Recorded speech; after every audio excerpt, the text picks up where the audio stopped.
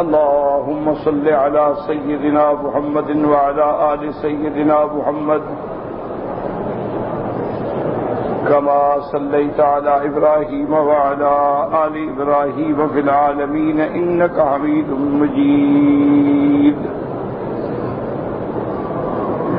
أعوذ بالله من الشيطان الرجيم. بسم الله الرحمن الرحيم.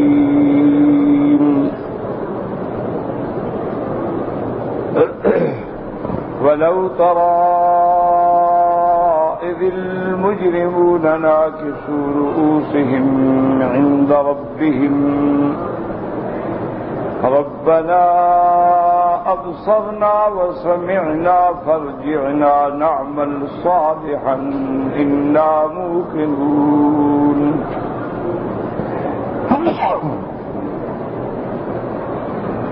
ولو شئنا لآتينا كل نفس هداها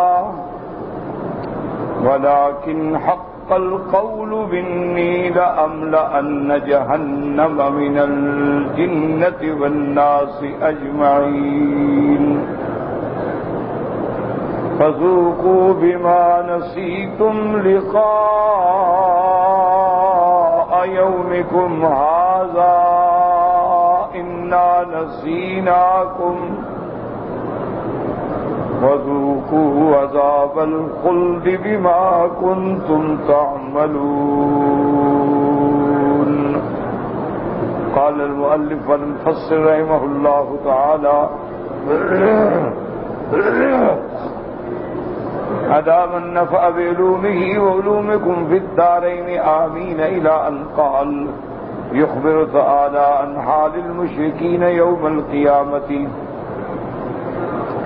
وقالهم حين آينوا والبعث وقاموا بين يدي الله عز وجل حقيرين ذليلين ناكسي رؤوسهم أي من الحياء والخجل يقولون ربنا أبصرنا وسمعنا نحن الآن نسمع قولك ونطيع أمرك. اللہ تبارک و تعالی نے کلام مقدس میں ان آیات مبارکہ میں مجرمین مشرکین کا حال بیان فرمایا. ایک بات یاد رکھیں کہ بہت سارے لوگوں کو اشکال پیدا ہوتے ہیں. ان میں بعض تو بالکل اعداء اسلام اور اعداء قرآن اور اعداء دین ہیں اور بعض ان کی کتابیں پڑھ کے ان کی باتیں سن کے متاثر ہو کے وہ بھی شبہات میں پڑ جاتے ہیں.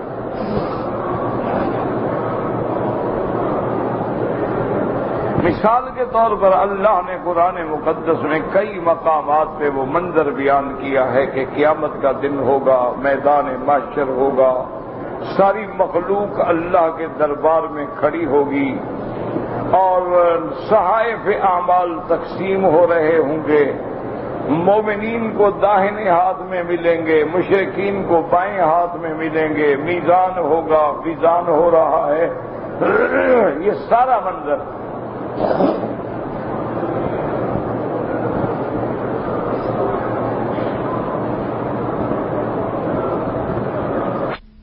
وہ حدیث البطاقہ جو بڑی مشہور حدیث ہے اور صحیح حدیث ہے کہ جب ایک آدمی کے نامہ اعمال میزان کے لیے آئیں گے تو اس کے گناہوں کے تو سجلات ہوں گے، رجسٹر بھرے ہوئے ہیں، اور نیکیوں والی جانب جو ہے صرف ایک چھوٹا سا کاغذ رکھا ہوا. تو وہ خود ہی عرض کرے گا کہ یا اللہ وزن کرنے کی کیا ضرورت ہے، وزن تو واضح ہے، میرے گناہوں کے دفتر ہیں اور نیکیوں میں ایک کاغذ ہے چھوٹا سا. تو صاف بات ہے کہ میرے گناہ بھاری ہیں. لیکن اللہ تبارک و تعالی فرمائیں گے کہ لا ظلم اليوم، آج کسی پہ ظلم نہیں ہوگا، انصاف. اللہ ظلم سے پاک ہے۔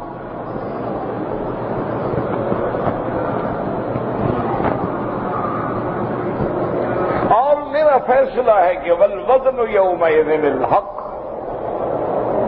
فمن ثقلت موازینہ فاولئک هم المفلحون۔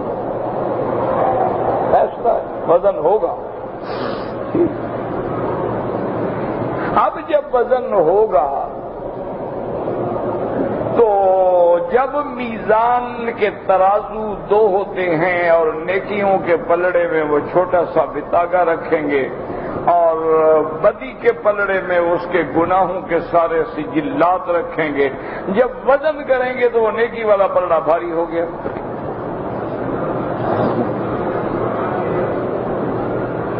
تو اب جن لوگوں کا نیکی کا پلڑے بھاری ہو جائیں، یقینی بات ہے کہ وہ کامیاب ہو گئے۔ اسی لیے حضرت ابن عباس رضی اللہ تعالی عنہما فرماتے تھے کہ بھائی کتنی بدقسمتی ہے اس شخص کے لیے کہ جس کے آحاد جو ہیں وہ اشارات پہ غالب آ جائیں۔ فرماتے تھے وہ آدمی کتنا بدقسمت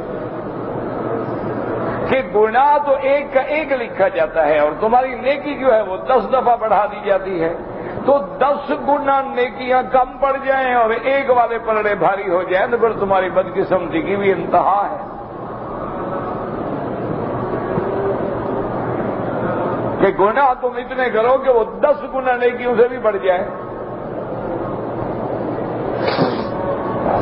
تو اس لیے فرماتے تھے کہ حلق الذی غلب الآحاد علی الاشراط، پھر وہ بندہ تو برباد ہو گیا،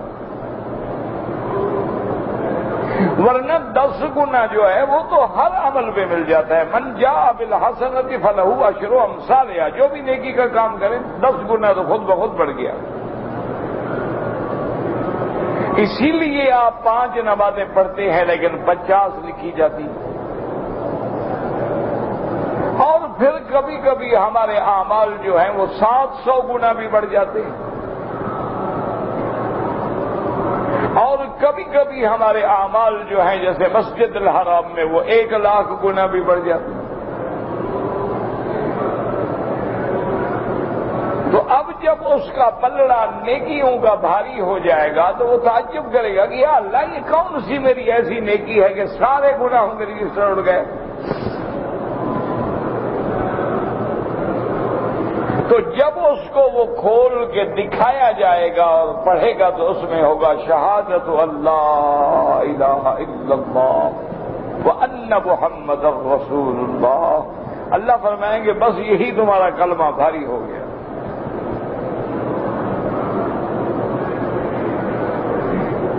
تو یہ صحیح حدیث ہوگا۔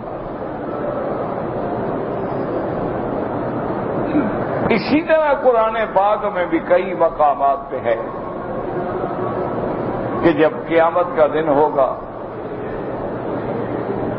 تو اصحاب جنت جو ہیں وہ جہنم والوں کو پکاریں گے اور کہیں گے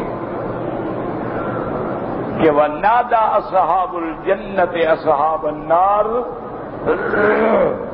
جنت والے کہیں گے جہنمیوں سے کہ ان قد وجدنا ما وعدنا ربنا حقا، بھئی ہمیں تو جو اللہ نے وعدہ کیا تھا پورا ہو گیا۔ فہل وجدتم، کیا تمہیں بھی جو وعدہ کیا تھا عذاب کا مل گیا؟ قالوا نا، ہاں ہمیں بھی مل گیا۔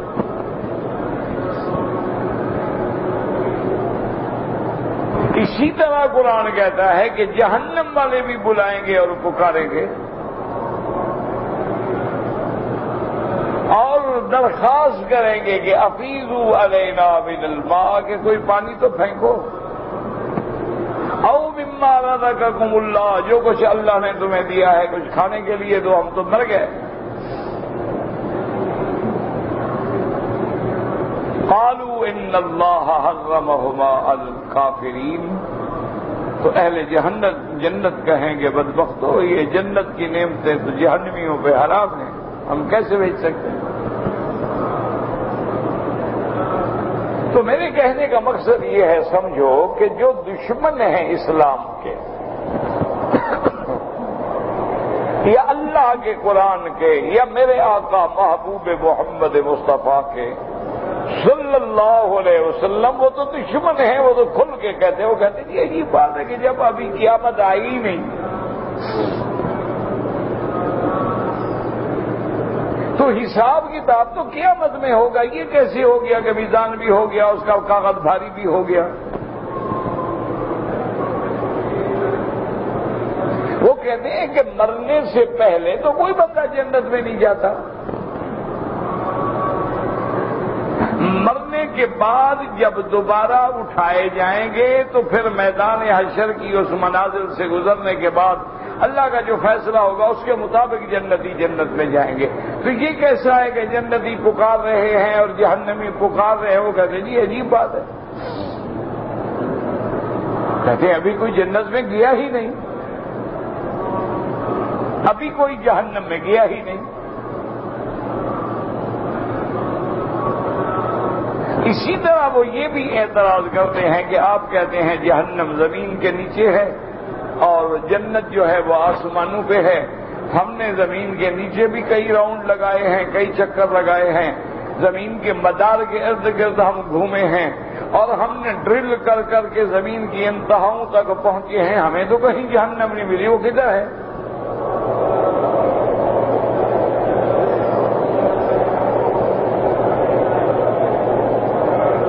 اس قسم کے اعتراض جو ہے نا جی یہ آج سے نہیں ہے، یہ قدیم سے ہے، یہ بہت قدیم سے اعتراض ہے کہ جتنے اسلام کے دشمن تھے، چاہے وہ یہود تھے، وہ نصارہ تھے، وہ ہنود تھے، وہ وثنی تھے، وہ بدھ بخشو تھے، وہ سکھ تھے، وہ کوئی بھی تھے، ان قسم کی باتیں جو ہیں اڑا کے مسلمانوں کو بدظن کرتے ہیں۔ اور ہمارے بعض مسلمان نوجوان جو ہیں جو بدقسمتی سے کتابیں پڑھتے ہیں انگریزوں کی لکھی ہوئی،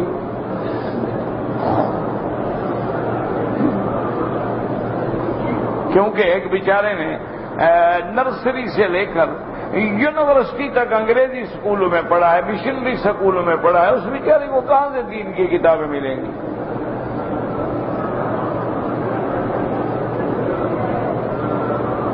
تو ان کے دماغوں میں بھی یہ الجھنیں جو ہیں بیٹھ جاتی ہیں کہ جناب یہ کیسی قرآن پاک نے بات بیان کی ہے، ابھی کوئی جنت میں گیا ہی نہیں ہے،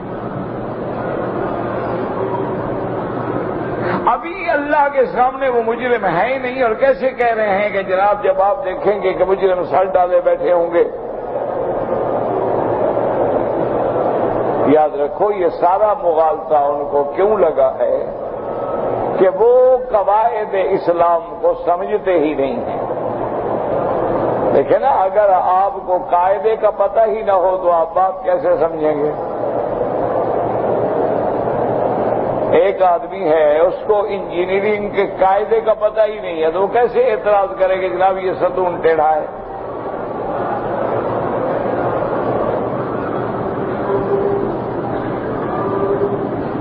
اس لیے بات کو سمجھیں، ان کو اشکالات اسی لیے ہوتے ہیں کہ ان بیچاروں نے قواعد اسلام کو سمجھا۔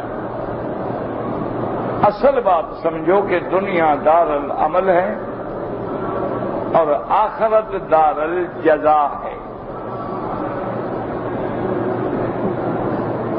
دنیا میں جو ہم عمل کرتے ہیں اس کی جزا سزا سب آخرت میں ملے گی۔ یہ ایک اصولی فیصلہ سمجھیں۔ نمبر 2، اللہ تبارک و تعالی کبھی کبھی اپنے دشمنوں کے جرائم جو بڑھ جاتے ہیں، کفر کے علاوہ جرائم بڑھ جاتے ہیں، تو کبھی کبھی اللہ ان پر دنیا میں بھی عذاب کا نمونہ دکھا دیتے ہیں تاکہ لوگوں کو پتہ چلے کہ اللہ عذاب دینے پہ قادر ہے۔ ایک نمونہ ہے، مثال ہے، تجربہ ہے، عبرت ہے کہ جب قوم عاد اپنے جرائم میں بڑھ گئی، جب قوم عاد اپنے غرور اور تکبر اور استکبار کی آخری حدوں کو پہنچ گئی کہ من اشد منا قوتا، ہم سے کون ہے طاقتور جو ہم سے طاقت میں بدلہ لے؟ کیونکہ بدلہ تو وہ لے سکتا ہے جو ہم سے بڑا طاقتور ہو، ہم سے بڑا طاقتور تو کوئی ہے ہی نہیں۔ اللہ نے فرمایا بدبخت ہو تم سمجھے نہیں، اللہ کے نبی نے سمجھایا، اللہ کے نبی نے ان کو بتلایا اولم یروا ان اللہ الذی خلقهم هو اشد منهم قوة، پیغمبر نے ان کو بتایا بدبختو تم اگر بڑے طاقتور ہو تو تمہیں پیدا کرنے والا تو تم سے زیادہ طاقتور ہوگا نا، جس نے تم کو بنایا ہے۔ تو صاف بات ہے کہ وہ بنانے والا تم سے زیادہ طاقتور ہے، اور جب قانون ہے تم کہتے ہو کہ طاقتور تو عذاب دے سکتا ہے تو وہ تو بڑا طاقتور ہے، وہ چاہے تو وہ بھی دے سکتا ہے۔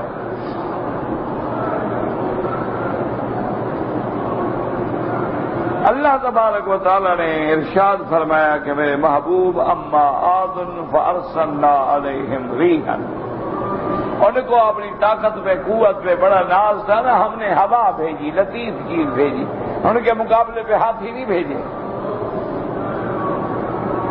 ورنہ بڑے ڈیل ڈول والے تھے نا، بڑی طاقت والے لوگ تھے، ان کے مقابلے پہ ہم بھی کچھ جانور بھیج دیتے بڑی طاقت والا، نہ ہم نے لطیف چیز بھیجی، ہوا بھیجی۔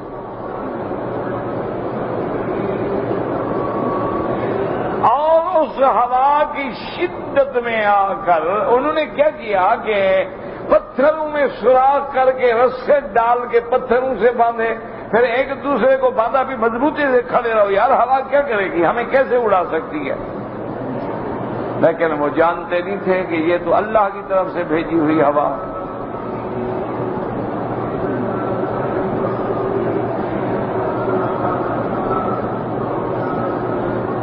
اس لیے قرآن کہتے ہیں وَأَمَّا عَادٌ فَأُهْلِكُوا بِرِيحٍ صَرْصَرٍ عَاتِيَةٍ، اللہ نے فرمایا کہ ہم نے قوم عاد کو ایک ایسی سرکش ہوا، ایک ایسی تیز چلنے والی ہوا، ایک ایسی ٹھنڈی کاٹنے والی ہوا بھیجی کہ اس ہوا نے ان کو جا کے ایسا مار دیا کہ اوپر لے کے اوندا گرا کے ایسے پڑے تھے جیسے کھجوروں کے ٹنڈ پڑے ہوتے ہیں۔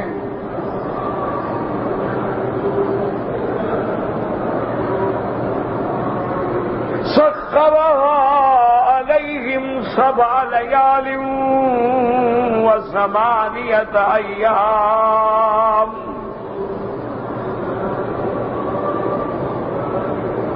8 أيام حسوما فترى القوم فيها صرعا كأنهم أعجاز نخل خاوية، اللہ فرماتی ہے ہم نے ان پہ ہوا بھیجی 7 راتیں 8 دن کے لیے، اور اس ہوا نے ان کو اٹھا اٹھا کے ایسے پٹخ دیا، ایسے پڑے تھے کہ جیسے کھجوریں کاٹ کے پھینک دی جاتی ہیں، چونکہ ان کے لمبے قد تھے اس لیے نخل خاویہ سے تشبیہ دی گئی۔ اللہ نے فرمایا پیغمبر چیلنج کرو حل تری لہم من باقیہ، کہ جب ہم نے عذاب بھیجا قوم عاد کو برباد کیا، اگر ہماری بات سچی نہیں ہے تو کوئی ایک بندہ تو پکڑ کے لے آؤ اس قوم کا، ہے کوئی بچا ہوا، کوئی دادا پوتا، کوئی نواسا نواسی، نسل ہی ختم کر دی اللہ۔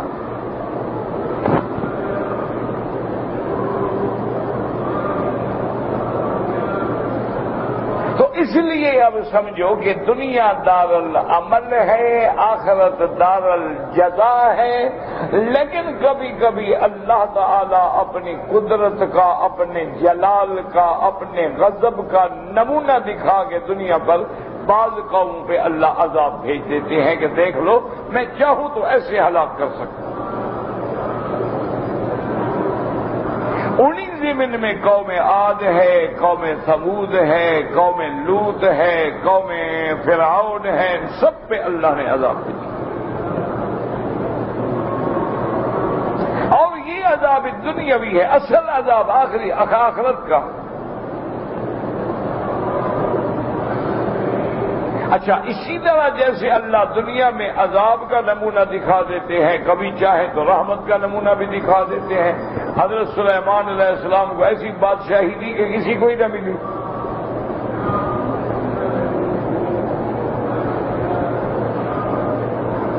کہ قوم عاد کے لیے جو ہوا ہلاکت کا ذریعہ ہے، سلیمان کے تابع ہے، اس کے تخت کو اڑانے کا ذریعہ ہے۔ کوئی ایئرپورٹ نہیں بنائے گئے، کوئی ہائی پیڈ نہیں بنائے گئے، کوئی اس کو چلانے کے لیے ملاحین کا ٹولہ نہیں آیا، کوئی ان کو چلانے کے لیے پائلٹ نہیں منگوائے گئے، کچھ نہیں۔ اللہ کے پیغمبر کے تابع ہوا حکم دیا اٹھاؤ، بس چل پڑے خلاص۔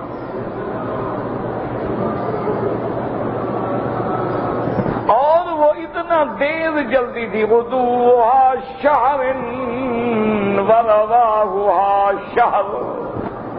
آج تم نے کتنے تیز رفتار ایئر کرافٹ بنا لیے ہیں، لیکن سلیمان کا تخت دیکھو، ہوا کو حکم دیتی ہیں اور صبح کو اڑاتی ہے، زوال سے پہلے پہلے 1 مہینے کا سفر ختم۔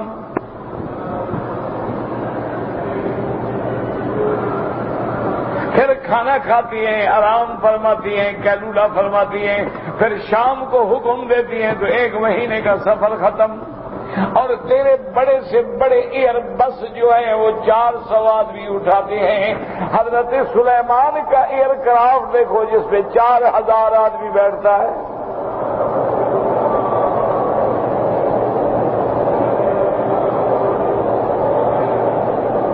کبھی کبھی دنیا میں بھی نمونہ دکھا دیتے ہیں، کبھی یہ بھی دکھا دیتے ہیں کہ یوسف ہے وہ کنویں میں ڈالا گیا ہے، بھائیوں نے بیچا ہے، غلام بن کے بکا ہے، عزیز مصر کے گھر میں آیا ہے، مراحل سے گزر کے پھر جیل میں بھیجا گیا ہے، اور اللہ نے چاہا تو جیل سے سیدھا تخت پہ پہنچایا۔ کبھی کبھی یہ منظر بھی اللہ دکھا دیتے ہیں، یہ نمونہ ہے یاد رکھو۔ حقیقت کا جو سزا جزا ہے وہ قیامت میں۔ اب دیکھو کہ دنیا اور آخرت کے درمیان میں جو مدت ہے یہ کیا ہے، یہ عالم برزخ۔ برزخ کا معنی ہی یہ ہوتا ہے کہ درمیان کی چیز، گویا دنیا اور آخرت کو ملانے سے روکنے والی چیز کیا ہے، برزخ۔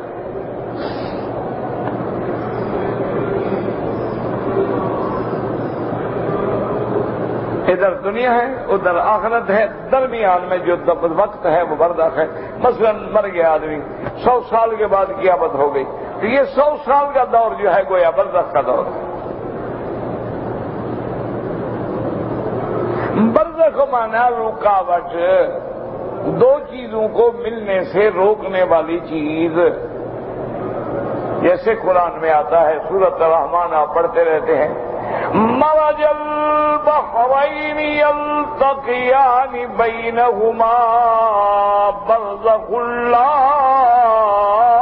یبغیان۔ اللہ فرماتے ہیں کہ 2 دریا ہیں، دیکھو، لیکن ان کے درمیان میں ہم نے برزخ رکھ دی ہے، وہ ملنے نہیں دیتے۔ ادھر کڑوا ہے، ادھر میٹھا ہے، مجال ہے کہ کڑوا میٹھے میں مل جائے۔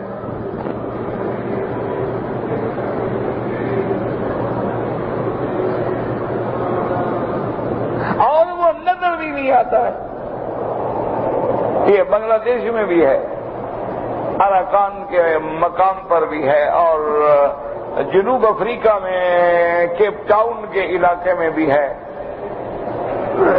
عجیب قدرت کا نظارہ ہے۔ اب دیکھیں نا جی، بس 2 دریا آ رہے ہیں، ایک ادھر ہے، ایک درمیان، بالکل۔ اچھا اس کا رنگ الگ ہے، اس کا رنگ الگ ہے، اچھا بالکل متوازی چلتے آ رہے ہیں۔ اچھا ویسے اگر آپ اس میں غسل کریں، یہاں سے آپ غوطہ لگائیں، ادھر نکل جائیں، ادھر سے ادھر نکل آئیں، کوئی دیوار نہیں، لیکن مجال ہے پانی ملے۔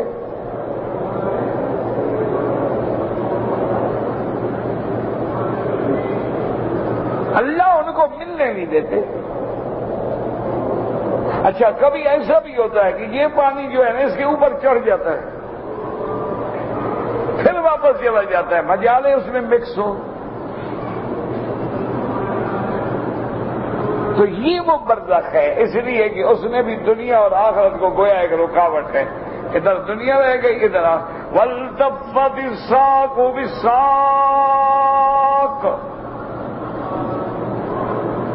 الی ربک یومئذ المساق۔ تو اب جناب عالم برزخ جو ہے جس میں قبر کا زمانہ ہے، اللہ وہاں بھی چاہتے ہیں کبھی کبھی عذاب کا نمونہ دکھا دیتے ہیں کہ مردے کو دفن کیا گیا، قبر نے باہر پھینک دیا۔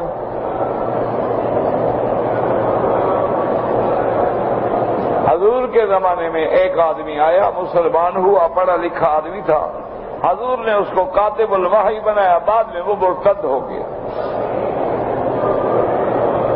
اس نے سرکار دو عالم کی شان میں گستاخی کی، لا حول ولا قوت الا باللہ۔ بعد میں آتے ہو سب کے اوپر سے چھلانگ کے گزرتے ہو، کیا اللہ تبارک و تعالی رحمت فرما دے۔ اللہ تبارک و تعالی سے ہر وقت دعا مانگا کریں کہ اللہ ہمارے حال پہ رحم فرما دے۔ ایسے حالات میں آدمی کے دماغ سے بات نکل جاتی ہے کہ میں کیا کہہ رہا تھا، توجہ ہٹ گئی۔ اور قرآن تو ایسی نعمت ہے نا کہ اگر 100% توجہ نہ ہو تو ایک پائی بھی سمجھ نہ آئے۔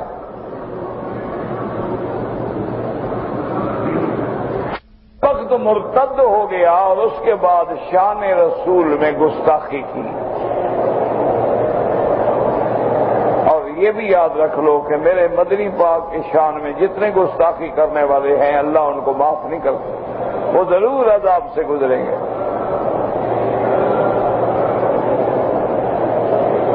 آج گزریں کل گزریں یہ اس کی مرضی ہے۔ اللہ اپنے دشمنوں کو بھی تو 300 سال زندہ رکھتے ہیں۔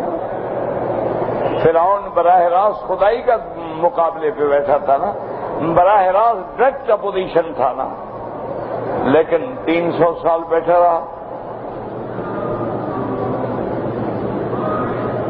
ورنہ اللہ اپنے نبی کے دشمنوں کو معاف نہیں کرتے۔ انا کفیناک المستہزئین، اللہ نے فرمایا ہم کافی ہیں، آپ سے استہزاء کرنے والوں سے بدلہ لینے کے لیے ہم کافی ہیں۔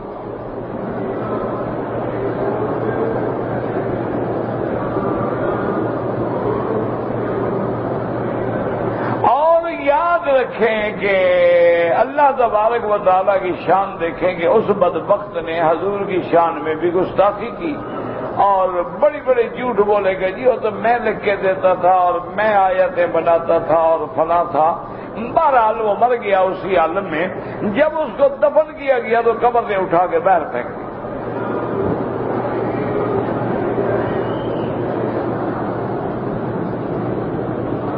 اس کے جو وارث تھے وہ سارے صبح کو آئے گے، وہ تو باہر پڑا ہوا ہے۔ انہوں نے کہا معلوم ہوتا ہے مسلمانوں نے بدلہ لیا ہے، ہم دفن کر کے آ گئے، مطمئن ہو گئے۔ انہوں نے رات قبر کھود کے باہر پھینک دیا۔ انہوں نے دوسری جگہ قبر کھودی، ذرا گہرا کر کے بھی کھودی اس سے اور دفن کیا، صبح کو آئے پھر باہر پڑا۔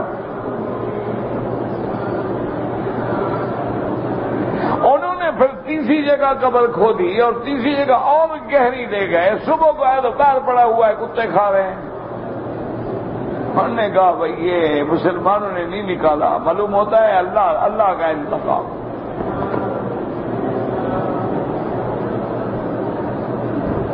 اسی طرح اسی جبل صفا پہ کھڑے ہو کے ابھی لہب نے میرے مدنی کی گستاخی کی۔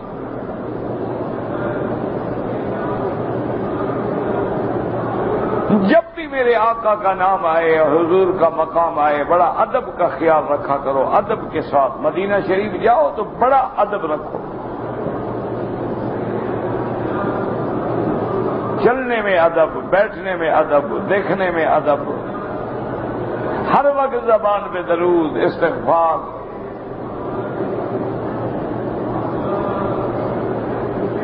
بڑا نازک مقام ہے۔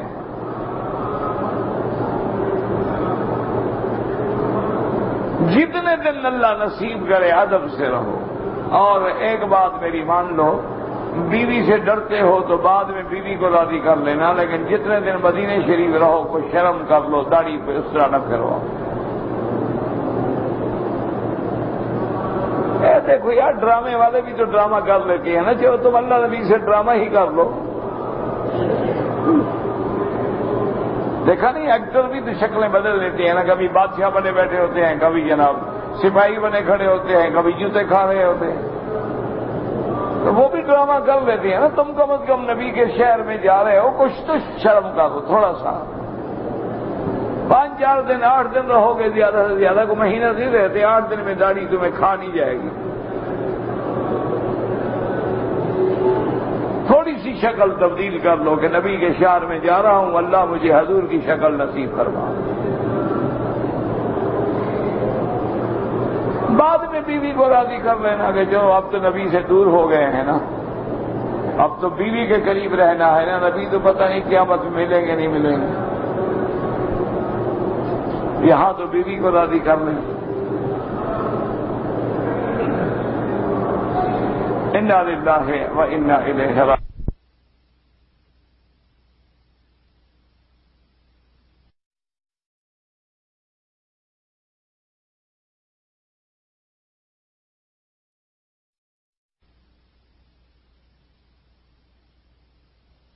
ہے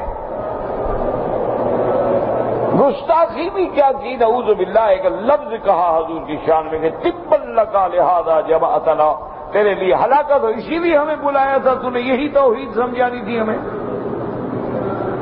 ہم نے سمجھا کوئی اہم معاملہ ہے، کوئی فوج آ گئی، کوئی جنگ ہو گئی، لڑائی ہو گئی، آپ نے ہمیں اسی لیے بلایا تھا۔ اللہ نے قرآن نازل کیا کہ تبت یدا ابی لہب وتب، اللہ نے فرمایا تیرے ہاتھ کٹیں، تو ذلیل و خوار ہو۔ اور پتہ ہے ابی لہب کیسے مرا؟ بدن میں پھوڑے نکلے، کیڑے پڑ گئے، بدبو پھیل گئی، کوئی قریب نہیں جاتا تھا، گھر میں پڑے پڑے مر گیا، اولاد قریب نہیں جاتی تھی، اتنی بدبو تھی کہ لاش کون اٹھائے، لاش ریزہ ریزہ ہو گئی، ٹکڑے ٹکڑے ہو گئے۔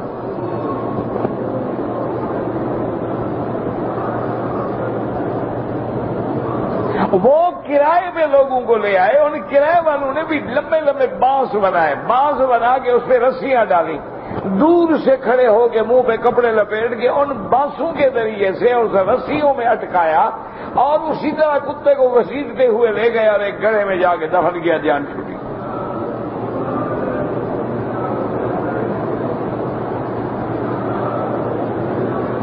اور اس کی بیوی جو شان رسول میں گستاخی کرتی تھی، پتہ ہے نتیجہ کیا نکلا؟ اپنے سر پہ گٹھڑا رکھ کے بیٹھی ہے اور گلے میں رسی ہے۔ اللہ نے حکم دیا ہوا کو دھکا دو، بدبخت کو، میری گستاخ رسول ہے۔ دھکا آیا جناب، وہ جو گٹھڑا تھا پیچھے جا پڑا اور رسی جو تھی گلے میں فٹ ہو گئی، وہی مر گئی۔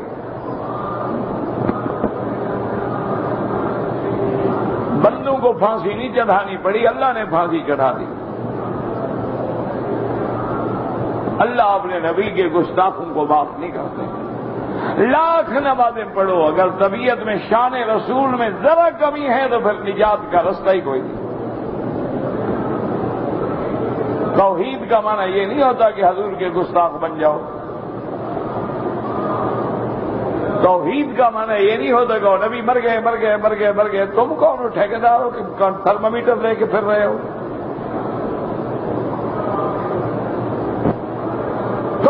اور میرے نبی کی حیات اور موت پہ فیصلہ کر، اللہ نے تمہیں جج بنایا ہے، اللہ نے تمہیں فیصلے کے لیے کیس بھیجا ہے۔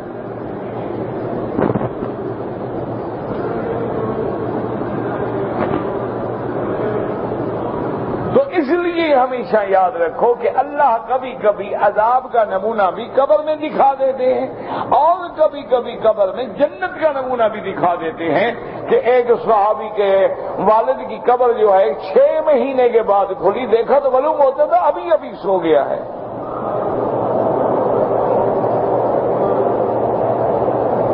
کتنے لوگ ہیں جن کی قبریں سال ہر سال کے بعد کھلی، میت بھی سالم ہے، کفن بھی سالم ہے، معلوم ہوتا ہے ابھی ابھی داڑھی کو کسی نے تیل لگایا ہے، داڑھی چمک رہی ہے۔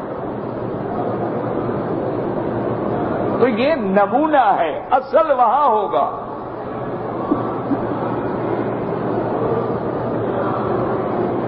آپ دیکھتے ہیں نا، اس کی آسان مثال سمجھ لیں کہ آج کل آپ ٹی وی دیکھتے ہیں، ماشاءاللہ ٹی وی کے تو آپ ماہر ہیں نا۔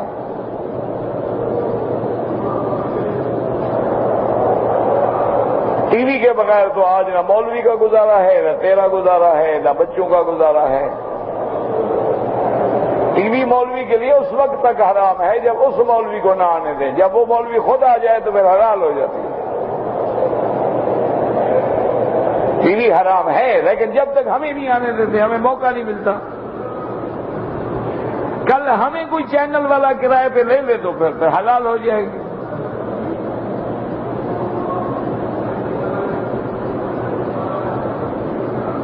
تو پہلے دن سے بات وہی کرو، جو ایسے دیکھنا حلال ہے وہ ٹی وی پہ بھی حلال ہے، جو ایسے دیکھنا حرام ہے وہ ٹی وی پہ بھی حرام۔ سیدھی بات کرو۔ اب دیکھو میں تمہیں دیکھ رہا ہوں، تم مجھے دیکھ رہے ہو، یہ حرام ہے۔ تو اسی طرح اگر ٹی وی پہ بھی دیکھ رہے ہو کوئی بات نہیں۔ اگر یہاں بیٹھ کے عورتوں کو دیکھو تو حرام ہے، وہاں بھی عورتوں کو دیکھو تو حرام ہے۔ ایک معمولی سی بات ہے، بالکل آسانی سی بات ہے، اچھی بات اچھی ہے، بری بری ہے۔ 50 آدمیوں کو شیشے کے سامنے بٹھا دو تو کوئی حرام نہیں، وہ شیشے میں بھی نظر آئیں گے، تمہیں باہر بھی نظر آئیں گے، لیکن وہاں تم عورتیں کھڑی کر دو جو ڈانس شروع کر دیں تو حرام ہے۔ اور آج کل مصیبت یہ بن گئی ہے، انگریز بھی ایسا ملعون ہے اور عورت کو بھی اس نے ایسا ذلیل کیا ہے کہ سگریٹ بیچنی ہو تو عورت کا فوٹو چاہیے، گدا بیچنا ہو کسی فوم وغیرہ کا اس پر بھی عورت کا فوٹو چاہیے، فریزر بیچنا ہو تو عورت کا فوٹو چاہیے، ایئر کنڈیشن بیچنا ہو تو عورت کا فوٹو چاہیے۔ یعنی عورت اتنی ذلیل ہو گئی ہے، اتنی گھٹیا ہو گئی ہے، اس کے بغیر کوئی چیز بک نہیں سکتی، ہر چیز کا اشتہار عورت ہے۔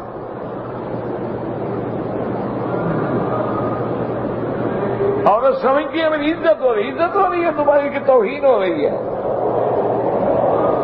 تمہاری عزت تو تھی کہ شمس و قمر نے بھی تمہارے اوپر نظر نہ ڈالی ہو۔ تمہاری عزت تو یہ تھی کہ تیری آواز تیرے باپ، تیرے بھائی، تیرے شوہر کے سوا کسی نے نہ سنی ہو۔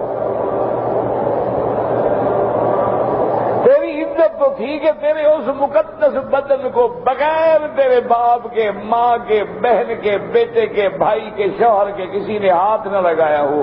اگر تم خود چوسا ہوا آم ہو گئی ہو، چوسی ہوئی گٹھلی بن گئی ہو، پھینکی ہوئی گٹھلی بن گئی ہو تو تمہاری مرضی ہے ذلیل ہو جاؤ۔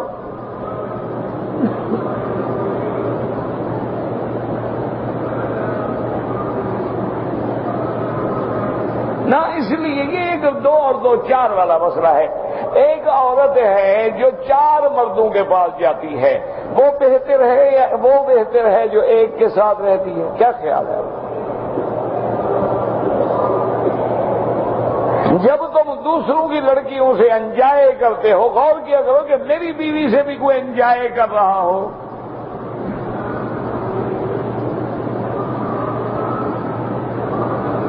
وہاں کیوں پھر تکلیف ہوتی ہے؟ ٹھیک ہے، کھلا چھوڑو، سب کو کھلا چھوڑو۔ اگر تم کسی کی بیٹی، بہن، ماں پہ ڈورے ڈالتے ہو، تیری بہن بیٹی بھی تو کوئی لوہے کے کوٹ میں نہیں رہتی، وہ بھی انسان ہیں، ہم دیواروں کے اندر رہتی ہیں، وہاں اس کو کوئی موقع نہ ملے، تیرے اپنے نوکر جو رکھے ہوئے موجود ہیں۔ تم لوگوں کی عزتوں پہ ڈاکے ڈالو، تیری عزت نوکر ذلیل کریں گے جو تیرے دروازے کے نوکر ہیں۔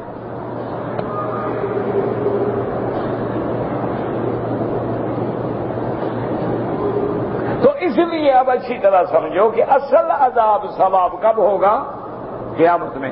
اللہ دنیا میں ٹریلر دکھاتے ہیں، جیسے تم دیکھتے ہو جی، وہ ٹی وی پہ خبر آنے سے پہلے تھوڑا سا ایک لگتا آ جاتا ہے، عربی میں لگتا کہتے ہیں، تم پتہ نہیں ٹریلر کہتے ہو یا کیا کہتے ہو، بہرحال وہ دکھاتے ہیں کہ یہ فلم آ رہی ہے، تو اللہ بھی کبھی کبھی لگتا دکھا دیتے ہیں کہ آگے آ رہی ہے، فکر نہ کرو، قیامت آ رہی، ان ساتھ آتی ہے تو آ رہی ہے۔ اصل تو وہی ہوگا، یہ تو نمونہ ہے۔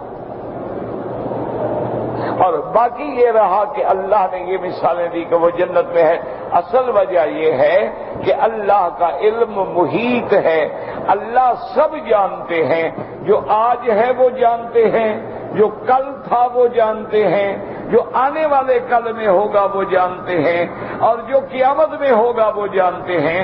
تو جو کچھ اللہ کے علم میں ہے اللہ نے اپنے نبی کو اس کا منظر بتلایا ہے کہ میرا محبوب ایسا ہوگا، یہ نہیں کہ ہو گیا ہے، ایسا ہوگا، اور جب ہوگا دیکھو گے تو یہ حال ہوگا، کیونکہ اللہ کو پتہ ہے کہ جب یہ ہوگا۔ اب دیکھو نا، مثلا کوئی آدمی کسی جگہ جا کے بم رکھ دیتا ہے، اس کا طاقت 2 کلو ہے، 4 کلو ہے، 10 کلو ہے، ریموٹ اس کے ہاتھ میں ہے، وہاں ٹائمر لگا ہوا ہے، اس کو پتا ہے کہ اتنی دیر کے بعد جب میں ریموٹ کروں گا تو دھماکہ ہوگا۔ اللہ کو تو پتا ہے نا کہ جب قیامت ہوگی تو کیا ہوگا۔ اسے فرمایا ان الساعۃ آتیۃ لا ریب فیہا، اور کہیں فرماتے یا ایھا الناس اتقوا ربکم ان زلزلۃ الساعۃ شیء عظیم یوم ترونھا، جب قیامت ہوگی وہ دن، تذہل کل مرضعۃ عما ارضعت وَتَضَعُ كُلَّ ذَاتَ حَمْلٍ حَمْلَهَا۔ اللہ نے فرمایا میرے محبوب ان کو بتلا دو کہ جب قیامت قائم ہوگی، جب سور پھونکا جائے گا، اس وقت یہ عالم ہوگا کہ دودھ پلانے والی ماں اپنے دودھ والے بچے کو پھینک دے گی، اور پیٹ میں حمل ہے تو گر جائیں گے۔ وَتَرَى النَّاسَ سُكَارَىٰ، اور لوگ ایسے بیٹھے ہوں گے، آنکھیں پھٹی پتھرائی ہوں گی، معلوم ہوگا کہ نشے میں ہیں۔ وَمَا هُمْ بِسُكَارَىٰ، نشہ کوئی نہیں، وَلَٰكِنَّ عَذَابَ اللَّهِ شَدِيدٌ، تیرے رب کا عذاب اتنا سخت ہے، اس کی دہشت کی وجہ سے آنکھیں پھٹ جائیں گی، اور جہاں کھڑی ہے وہی کھڑی رہیں گی، کھلی ہے تو بند نہیں ہوتی، بند ہے تو کھلیں گی نہیں۔ اس طرح اللہ اس منظر کو بیان کرتے ہیں، چونکہ اللہ کے علم میں ہے کہ ایسا ہوگا، وہ ایسا منظر کھینچتے ہیں کہ گویا ہو گیا، ہو رہا ہے، ہو چکا ہے، کیونکہ اللہ کا علم یقینی، اللہ کا فرمان یقینی، اور اس میں کوئی شک نہیں کر سکتا۔ اگر کوئی کافر شک کرنا چاہتا ہے، اللہ نے فرمایا پھر قوم عاد پہ نظر ڈال لو، قوم سمود پہ نظر ڈال لو، قوم لوط پہ نظر ڈال لو، فرعون پہ نظر ڈال لو، ایک ہی دریا ہے، موسیٰ علیہ السلام گزرتے ہیں، اللہ حکم دیتے ہیں دریا کو کہ بالکل جم جائے تیرا پانی، راستے بن جائیں، سڑکیں بن جائیں، 12 قبیلے ہیں، 12 درے بن جائیں۔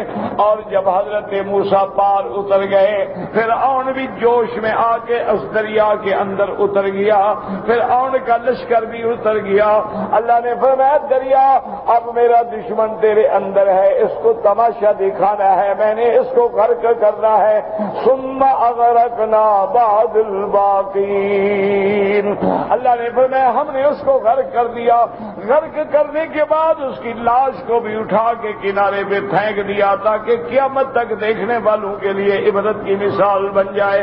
اللہ نے فرمایا یہ نمونے دیکھ لو، اگر ان کو دیکھنے کے بعد بھی تمہیں میری خدائی پہ یقین نہیں ہے تو فمن شاء منکم فلیؤمن ومن شاء منکم فلیکفر، پھر جو چاہے مومن بنے، جو چاہے کافر بنے، مجھے تیرے ایمان سے فائدہ نہیں، تیرے کفر سے نقصان نہیں، اس کا فیصلہ نفع نقصان جو ہے قیامت میں تجھے ہوگا۔ اس لیے اللہ اس منظر کا ذکر فرماتی ہے وَلَوْ تَرَىٰ إِذِ الْمُجْرِمُونَ، میرا محبوب اور دیکھنے والے جب دیکھیں گے إِذِ الْمُجْرِمُونَ نَاكِسُو رُءُوسِهِمْ عِندَ رَبِّهِمْ، کہ جب وہ گردنیں جھکا کے بیٹھے ہوں گے، ذلیل ہوں گے، آنکھیں اونچی نہیں کر سکتے، شرمندگی سے اب گردنیں جھکی ہوئی ہیں، اور کہیں گے رب ربنا ابصرنا وسمعنا، میرا مولا اب ہم نے سب کچھ دیکھ لیا، اب ہم نے سب کچھ سن لیا ہے، فرجعنا نعمل صالحا، مہربانی کر کے ہمیں دنیا میں واپس بھیج تاکہ ہم اچھے عمل کریں، تاکہ ہم توحید پہ چلیں، تاکہ ہم تیرے انبیاء کے فرما بردار بنیں۔ انا موقنون، ہمیں پورا یقین ہے، اب سارا منظر ہم نے اپنے آنکھوں سے دیکھ لیا ہے۔ تو اللہ اس منظر کا ایسا منظر کھینچتے ہیں کہ مومن سمجھے میں جنت میں بیٹھا ہوں اور دیکھے کہ جنت جہنم سامنے ہے میرے، ورنہ ہوگا اسی وقت جب اللہ نے فیصلہ کیا۔ واللہ اعلم۔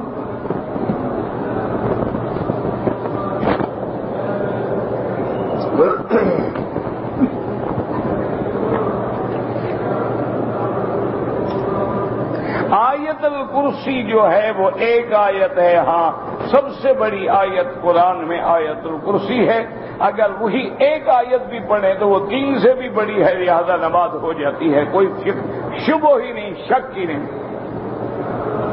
یعنی یا 3 آیتیں ہوں یا ایک آیت ان کے برابر ہوئی تو 3 سے بھی بڑی ہے۔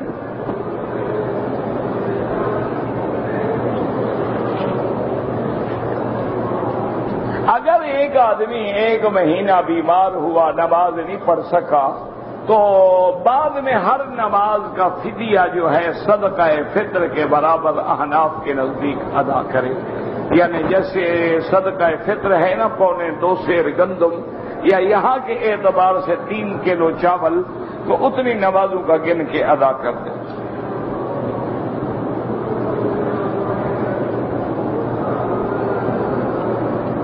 اگر آدمی اپنے گھر میں ہے، مسجد میں نہ پہنچ سکے، کوشش کرو کہ تمہاری نماز مسجد میں ہو، لیکن تمہیں یقین ہے کہ اگر مسجد میں جاتا ہوں تو جماعت ختم ہو جائے گی، تو گھر میں بیوی بچوں کے ساتھ بھی نماز پڑھ سکتے ہو، خود امام بن جاؤ، بیوی بچوں کو پیچھے کھڑا کر دو۔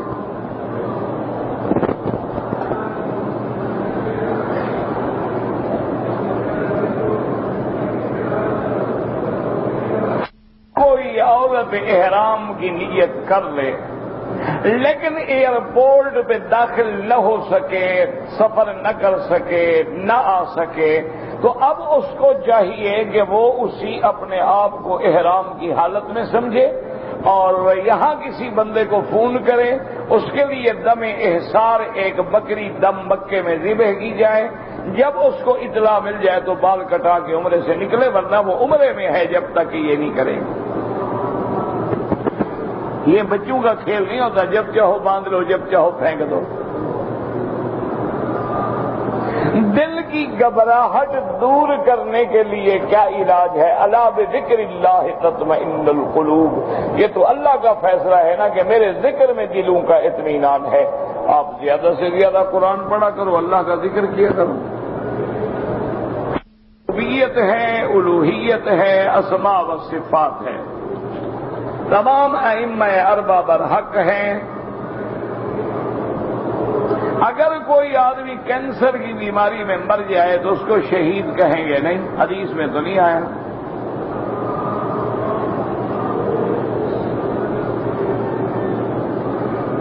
رشوت نہیں، رشوت ہدیہ دے کے لے سکتا ہے، دے سکتا ہے، دونوں لعنت ہے۔ اللہ تو جانتا ہے نا ہدیہ ہے یا رشوت ہے۔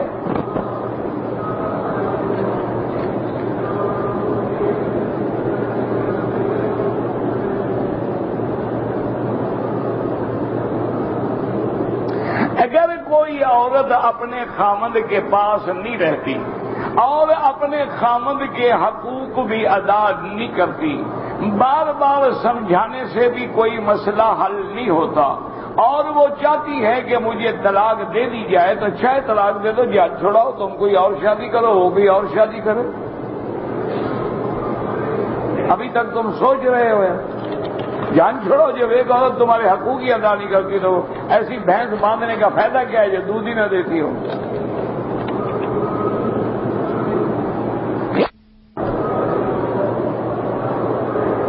اگر ایک آدمی کی والدہ معذور ہے، اس نے ریڑی پر طواف کرایا ہے، انشاءاللہ دونوں کا ہو جائے گا، والدہ بھی نیت کرے، تم اپنی بھی نیت، کیونکہ تم بھی تو چل رہے ہو نا۔ وہ ایک الگ مسئلہ ہے کہ کسی کو اٹھا کے طواف کرایا جائے، وہ الگ مسئلہ ہے کہ کیا اٹھانے والے کا بھی ہوگا یا جس کو اٹھایا گیا اس کا۔ تم تو دونوں چل رہے ہو زمین پہ۔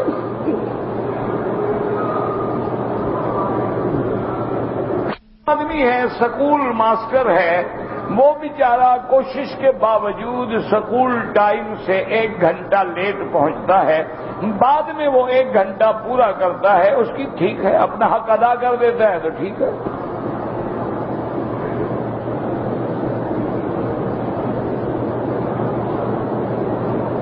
میں امریکہ میں رہتا ہوں اور یہاں کی سعودی لڑکی سے شادی کرنا چاہتا ہوں، آپ کر ہی نہیں سکتے، قانون اجازت ہی نہیں دیتا۔ بہرحال اخبار میں اشتہار دیں گے، اردو نیوز میں، کوئی خاندان ہے تو رابطہ کریں۔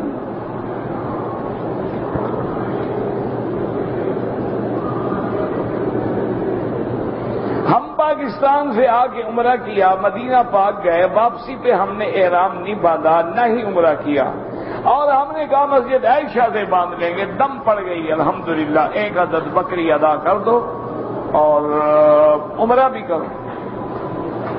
مدینہ میقات ہے اللہ کے بندے، اپنی مرضی تھوڑی ہے کہ اچھا وہاں سے باندھ لیں گے۔ عورتوں کا حج اور عمرے میں بے پردہ، بالکل بے پردہ نہ ہو، جب مرد سامنے ہوں تو کپڑا ڈال لیں۔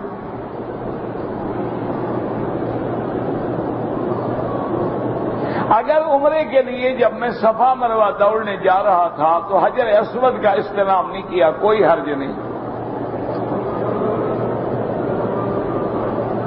اگر 3 طواف میں نے کیے اوقات مکروہہ میں، بعد میں نے سب کی 2 رکعت پڑھ لی، ٹھیک ہے بالکل۔ دور سے حجر اسود بسم اللہ اللہ اکبر، اور کیا طریقہ ہے؟ لوگ خادم حرمین کو صدقہ دیتے ہیں، وہ لے سکتے ہیں صدقہ، 400 500 600 ریال میں کیا گزارا ہوتا ہے، روٹی بھی کھا سکتا آدمی۔ اور میرے خیال میں صدقے کے سب سے زیادہ مستحق یہی لوگ ہیں جو حرم میں خادم ہیں یا باہر بلدیہ میں کام کرتے ہیں، کسی سے ہاتھ پھیلاتے نہیں، سوال بھی نہیں کرتے، اور اللہ کے گھر کی خدمت بھی کر رہے ہیں، یہ تو تمہارے صدقات کے زیادہ حقدار ہیں۔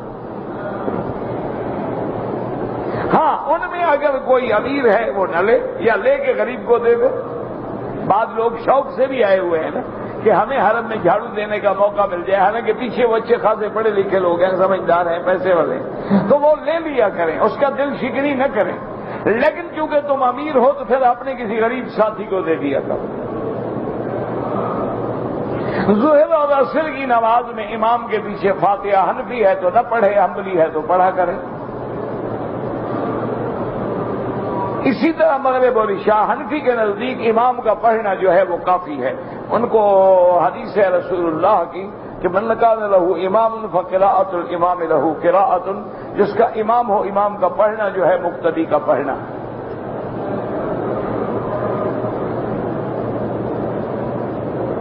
دیکھو نا جی، ویسے بھی ایک عقل سے، اصول سے، امام مثلا ظہر کی نماز پڑھ رہا، ہم نہیں سن رہے، اس نے نماز میں اتفاق سے وہ سورت پڑھ لی جس میں سجدہ تھا، اور امام نے فوراً سجدہ تلاوت کیا، ہم سجدہ کریں گے یا نہیں کریں گے؟ ہاں جی، نہیں۔ اگر امام سجدہ تلاوت کرے تو مقتدی کیا کرے؟ کھڑا رہے کہ کرے سجدہ؟ تو ہم نہ سنا ہے نہ پڑھا ہے، ہم کیوں سجدہ کریں؟ تو مانا کہ امام کا پڑھنا ہمارا پڑھنا ہو گیا نا، جب اس پہ سجدہ آ گیا ہم پہ بھی سجدہ آ گیا۔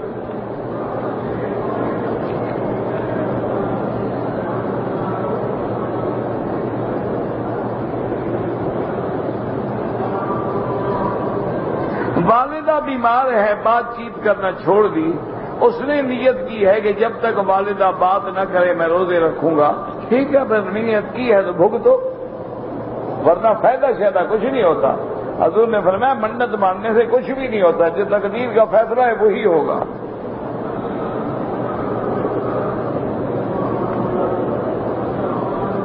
اگر ایک آدمی نے طواف کے قریب اپنا کندھا نہیں نکالا، بعد میں نکالا، کوئی حرج نہیں۔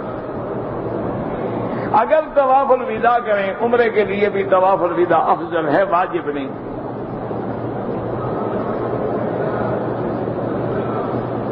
اگر ایک آدمی نے احرام کی حالت میں اپنے ہاتھ صابن سے دھو ڈالے، 1-2 ریال خیرات کر دو۔ دم کی صورت میں بکرا ہی لازمی ہے، بکرا یا بکری یا دمبا یا جو بھی دے، پیسے نہیں دے سکتے۔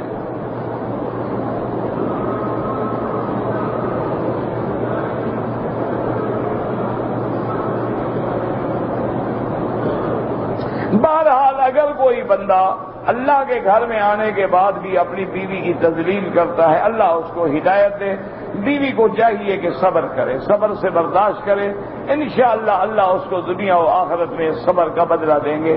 اور جو شوہر بلا وجہ اپنی بیویوں کو ذلیل کرتے ہیں، اللہ ہدایت دے، ورنہ ایک دن وہ خود بھی ذلیل ہو جائیں گے۔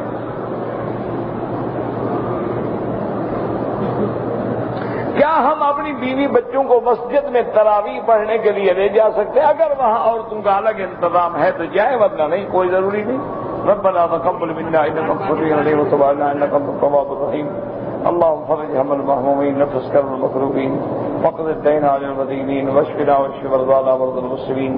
یا اللہ عالم اسلام پہ رحم فرما، یا اللہ اس بلد الامین کو قیامت تک ہر فتنہ سے محفوظ فرما، یا اللہ پاکستان پہ رحم فرما، یا اللہ پاکستان پہ رحم فرما، یا اللہ تیرے نام لیوا لوگوں کا ملک ہے، رحم فرما دے، یا اللہ رحم فرما، رحم فرما۔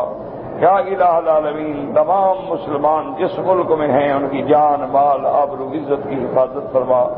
ربنا تقبل منا انك انت السميع العليم وتب علينا انك انت التواب الرحيم صلی اللہ تعالی علی خیر خلقہ سیدنا محمد وآلہ وصحبہ اجمعین۔